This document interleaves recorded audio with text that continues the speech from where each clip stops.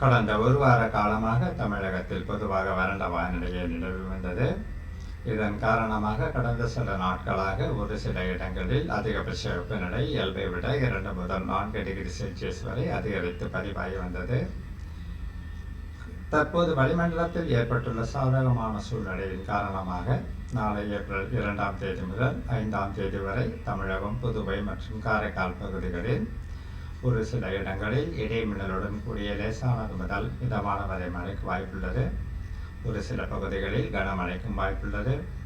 குறிப்பாக ஏப்ரல் 3ஆம் தேதி அன்று நீலகிரி, ஈரோடு, கோவை, தேனி, திண்டுக்கல் உள்ளிட்ட மாவட்டங்களில் ஓரிரு இடங்களிலும், ஏப்ரல் 4 மற்றும் 5ஆம் தேதிகளில் நீலகிரி முதல் விருதுநகர் வரையிலான மேற்கு தொடர்ச்சி மலை மாவட்டங்கள் மற்றும் அதனை ஒட்டியுள்ள மாவட்டங்களிலும், சேலம், நாமக்கல், கரூர், திருச்சி, மதுரை, சிவகங்கை, ராமநாதபுரம், தூத்துக்குடி உள்ளிட்ட மாவட்டங்களிலும் ஓரிரு இடங்களில் கனமழைக்கு வாய்ப்புள்ளது.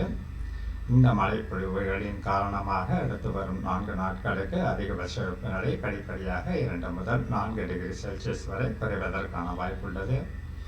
சென்னை மற்றும் புறநகர் பகுதிகளுக்கான வானிலையை பொறுத்தவரை நாளை ஏப்ரல் 2ஆம் தேதி மற்றும் 3ஆம் தேதிகளில் ஒரு சில பகுதிகளில் லேசானது முதல் மிதமான மழை பெய்யக்கூடும்.